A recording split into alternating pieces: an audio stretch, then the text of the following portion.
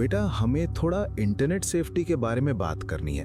मैंने हल्की सी थकान के साथ उसके पास बैठते हुए कहा। लैपटॉप उसके गोद में था, माइनक्राफ्ट का पब्लिक सर्वर खुला हुआ, चैट बॉक्स में रैंडम कमेंट्स तेजी से स्क्रॉल हो रहे थे।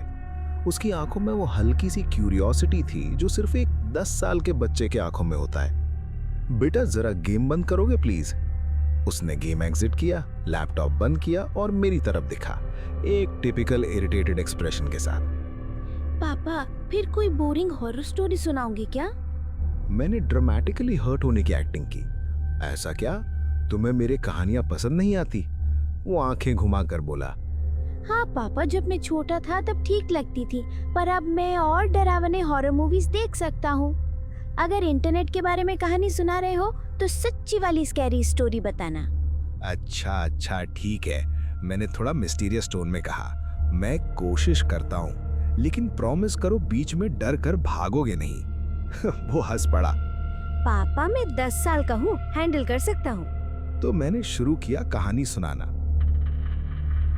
एक लड़का था, नाम था कबीर। उसने तुरंत बोर्ड एक्सप्रेशन बनाया, पर मैं जारी रहा।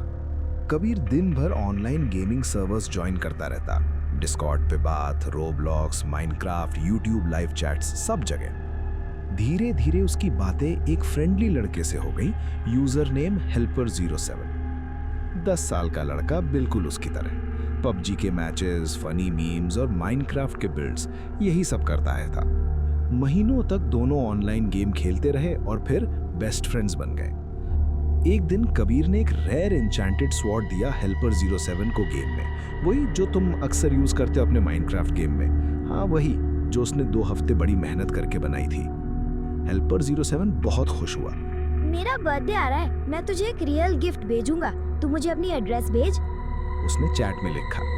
कबीर को पता था ऑनलाइन कुछ शेयर नहीं करते हैं, मगर उसने सोचा क्या फर्क पड़ता है अगर एड्रेस सिर्फ इससे शेयर करूं, किसी और से नहीं।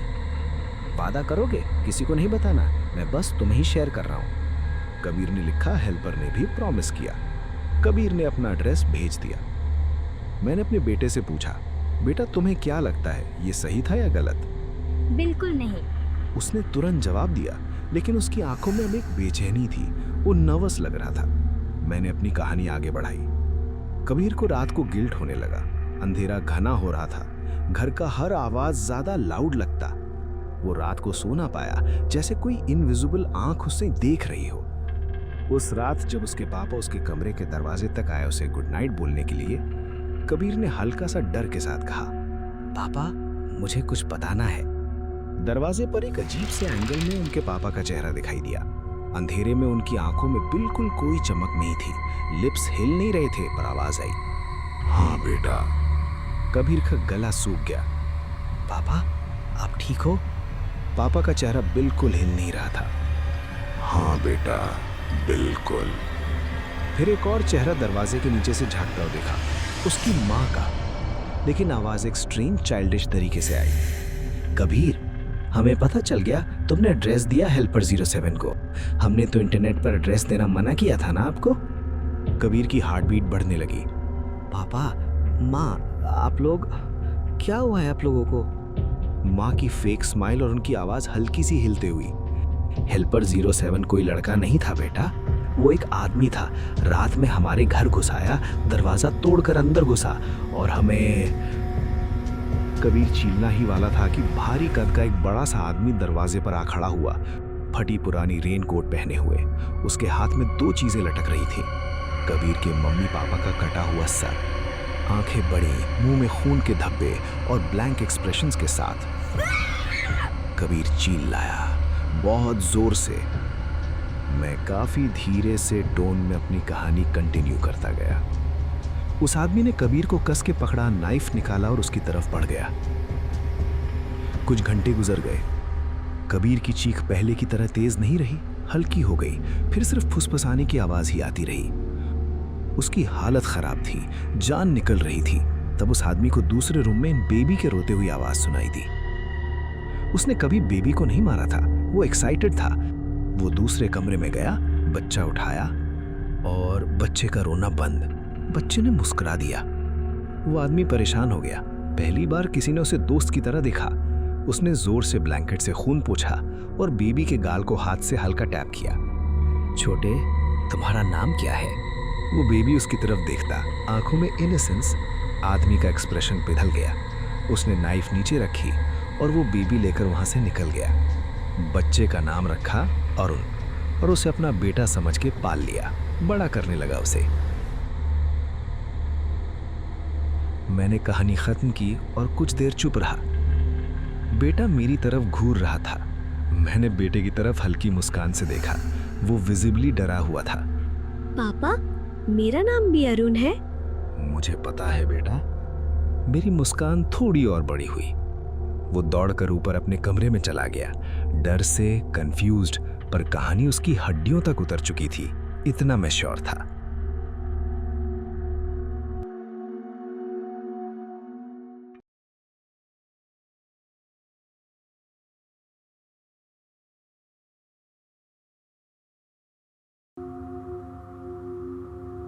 गोविंद का बचपन बिहार के एक छोटे से गांव में गुजरा है।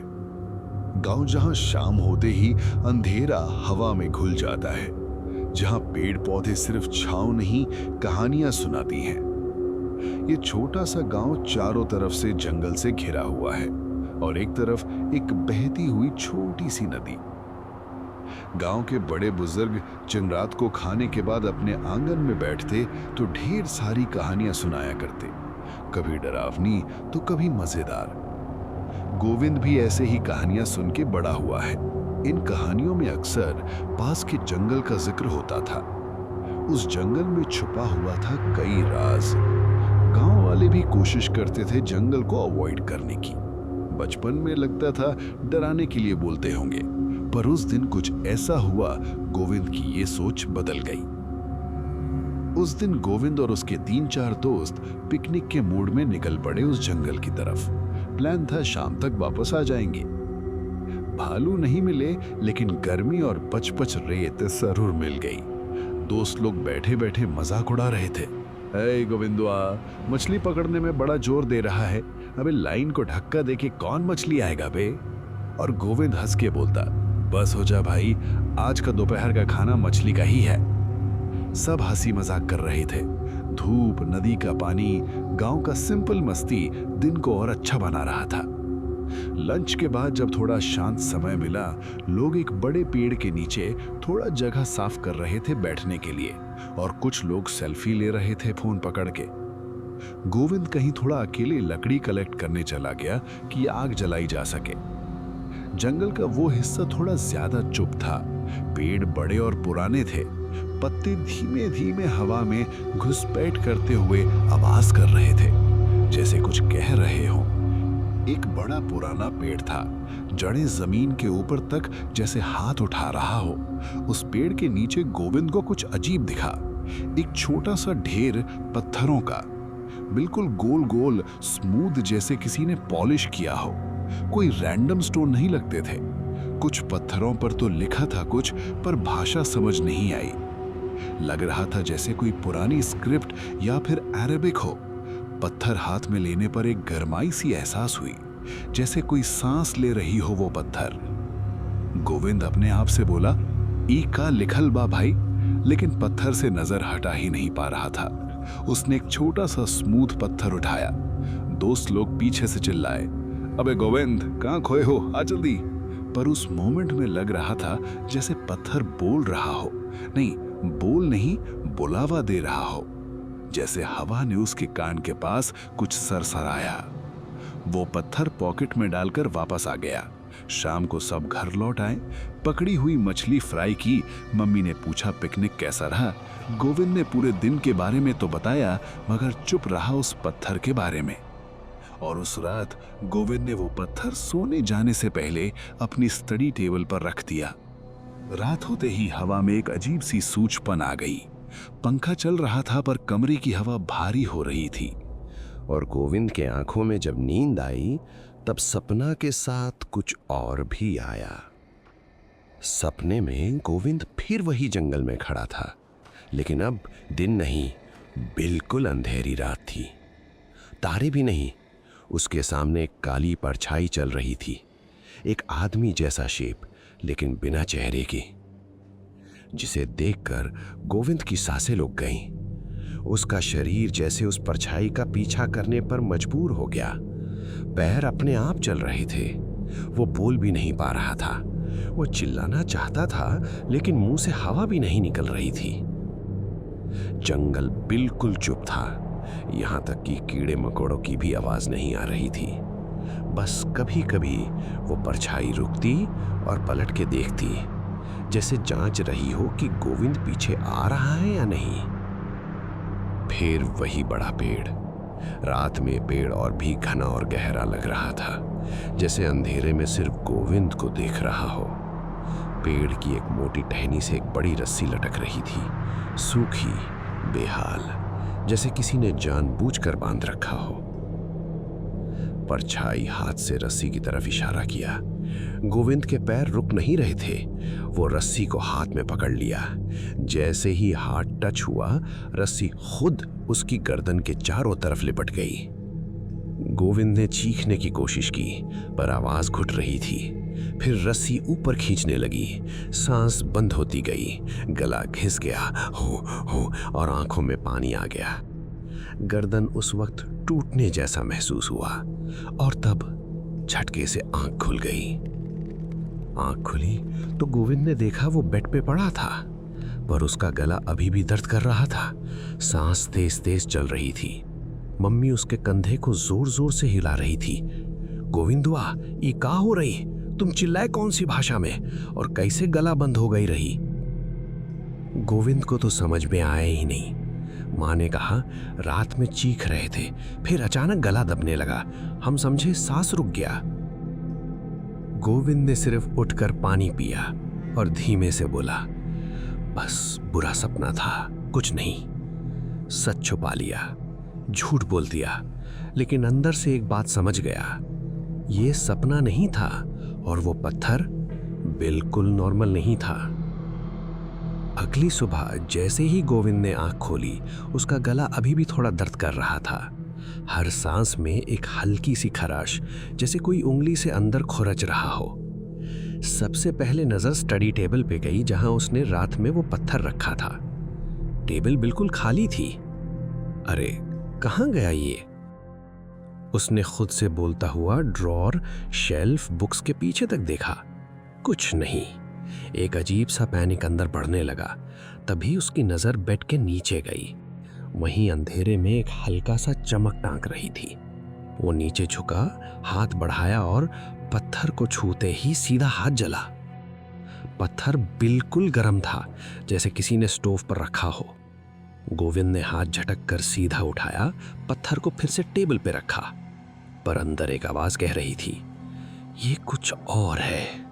वो कुछ काम के लिए गांव के बाजार गया, पर दिमाग में हर पल वही पत्थर और कल रात का सपना घूम रहा था। दोपहर के करीब फोन आया पड़ोसी चाची की। गोविंदवा, जल्दी आ, तुम्हारी माँ आंगन में बेहोशी में पड़ी मिली। हमारा सांस रुक गया रे बाबा। चाची की आवाज से गोविंद के हाथ पैर ठंडे पड़ गए। वो भागते हुए घर पहुंचा।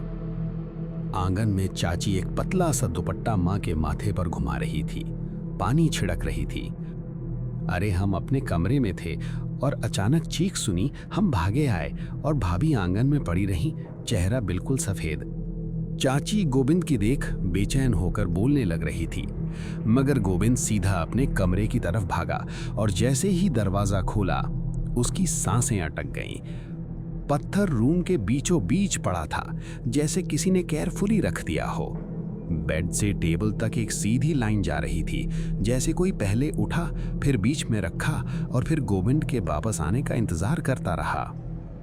शाम तक माँ थोड़ी होश में आई। चेहरा फीका, आंखों के नीचे दर्द का गहरा गड्ढा था।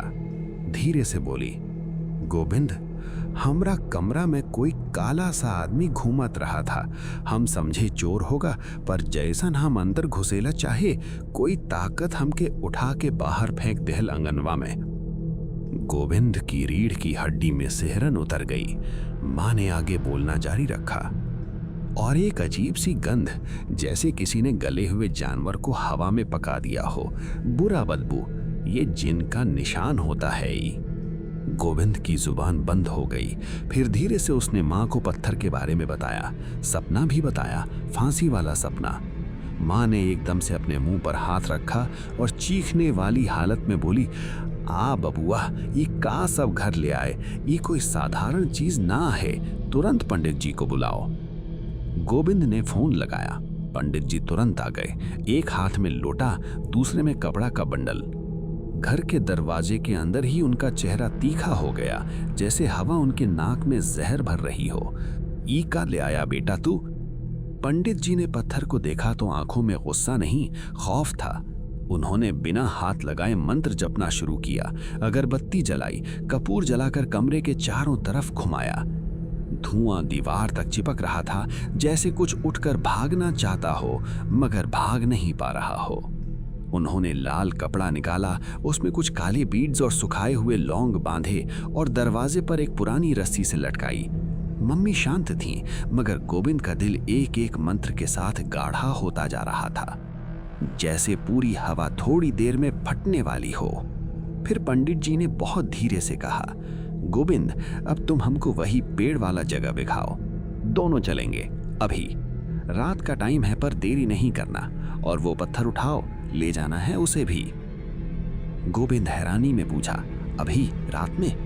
पुरोहित हाथ उठाकर स्ट्रिक्टली बोली, बस ध्यान से सुनो, अगर रास्ते में कोई आवाज बुलाए, किसी अपनी जैसी, किसी को मत देखना, मत सुनना।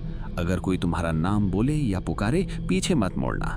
ये पत्थर के साथ एक छाया लगी है, उसका काम तुमको बुलाना और गुम कर देना है। गोविंद का गला सूख गया था। पूरे घर में अंधेरा थोड़ा और ज्यादा गहरा लगने लगा, जैसे हर कोना गोविंद को देख रहा हो। पुरोहित की आवाज हल्की सी कांप रही थी, जिन कोशिश करेगा तुम्हें शिकार बनाने का, और जहां तुम पत्थर पाए वहां कुछ न कुछ अजीब हो रहा है, जो तुम्हें खींचने की कोशिश करेगा। रात का अंधेरा बिल्कुल बैठा हुआ था जब गोविंद और पुरोहित जंगल की तरफ निकले। जून का महीना होने के बावजूद हवा में एक अजीब सी सर्दी थी। पेड़ के पत्ते हल्के से खट खट कर रहे थे, जैसे कोई इनका गला पकड़कर आवाज निकाल रहा हो। पुरोहित ने धीरे से बोला, बस छाती मजबूत रखो और हमके छोड़ी मत। गोविंद हाथ में पत्थर पकड़कर चल रहा था, पर वो पत्थर शुरू में हल्का सा गर्म, फिर धीरे धीरे ऐसा लगने लगा जैसे हाथ में अंगारे उठाए चल रहा हो। हाथ झलसने लगा, पर गोविंद छोड़ नहीं पा रहा था, जैसे कोई साया उसके अंगूठों को जकड़ के बैठा हो। जंगल के अंदर आधा घंटा चले होंगे, तभी एक अजीब आवाज आई, हल्की सी, जैसे कोई अपने दांतों से हवा काट रहा हो। आवाज जानी पहचानी नहीं थी, पर लगती रही जैसे कोई गोविंद के गांव का ही आदमी हो। पुरोहित ने बिना मुड़कर बोला, सुनो मत, कैसे भी हो सुनो मत। जैसे जैसे वो बड़ा पेड़ दिखने लगा, हवा में आवाज तेज हो गई। गोविंद ने जोर से पलकें झपकाई और देखा पेड़ के नीचे वही काला सा साया फिर से, इस बार बड़ा और घना। उसके बिना चेहरे का साया था, लेकिन अंधेरे में आंखें जैसा कुछ चमक रहा था। पुरोहित एकदम से जोर से मंत्र पढ़ने लगे, ओम हरि ओम। उनकी आवाज में घबराहट थी, पर एक लड़ाकू हिम्मत भी थी कहीं। गोविंद के हाथ में पत्थर अब इतना गर्म हो चुका था कि स्किन जल जाए। पुरोहित ने चीख के बोला, अभी अभी पत्थर पेड़ के नीचे फेंक दो, वापस दे दो जो तुम्हारा नहीं। गोविंद ने एक झटके में पत्थर पेड़ के नीचे फेंका और पत्थर मिट्टी में गिरते ही हवा एकदम से बेचैन हो गई, जैसे किसी ने उस काले से साए की गर्दन दबा दी हो और उसने चीखने की जगह फुफकार छोड़ दी हो। दोनों धीरे धीरे पीछे हट गए, बिना पेड़ को पीठ दिखाए। वापस आते वक्त हवा बिल्कुल खामोश थी, कोई आवाज नहीं, जैसे जंगल खुद दम रोक कर उनका गुजरना देख रहा हो। रात के करीब 10 बजे जब घर पहुंचे, मम्मी आंखों में आंसू लिए बैठी थी। पुरोहित ने धीरे से समझाया कि वो पत्थर कब्रिस्तान का हिस्सा था। कुछ लोग काले जादू और तंत्र मंत्र में इंसानों के कंकाल, खून, उसके शरीर के दूसरे हिस्से तक का इस्तेमाल करते हैं। और जिन उन चीजों के जरिए किसी जिंदा इंसान से चिपक जाता है। वो पत्थर ऐसा ही कोई चीज था। पुरोहित ने एकदम से गुस्से में लेकर गोविंद की तरफ देखा। अरे गवार हो क्या? ये सब चीज उठावत नहीं जाती। जिन वहीं राहत है जब तक कोई अपनी जान न दे या किसी और की जान न चिरा ले। ये फिर कभी न करना बेवकूफी। मां थरथरा कर बोली, हमारे घर में कुछ घुस गया था, कुछ ऐसा जो इंसान नहीं। तब पुरोहित ने कहा, अच्छा हुआ उसे वापस दिया है, नहीं तो गोविंद या भाभी, आप दोनों में से कोई एक अब तक जिंदा नहीं होते। ये जिन कोई रूह नहीं, एक भूख होती है, अनंत भूख। कमरे में अभी भी एक पतली सी बदबू थी। पुरोहित ने कपूर जला दिया और मंत्र पढ़ना शुरू किया। बदबू धीरे धीरे कम हो गई। रात निकल गई। मम्मी गोविंद के पास बैठी रही। उस रात के बाद कुछ नहीं हुआ। कोई आवाज नहीं, कोई परछाई नहीं। कुछ साल बीत गए, जिंदगी नॉर्मल हो गई। पर जब कभी हवा में मिट्टी की स्मेल आती है या जंगल की तरफ किसी काम से जाना पड़ता है, गोविंद का हाथ स्टीयरिंग पे थोड़ा जकड़ जाता है। आज भी लोग बोलते हैं चल पिकनिक चलते हैं, पर गोविंद बस मुस्कुराता है और कहता है हम कहीं भी चल जाएंगे, पर उस जंगल के पास नहीं, क्योंकि जिन चले गए या चुप हो गए इसका भरोसा किसी को नहीं।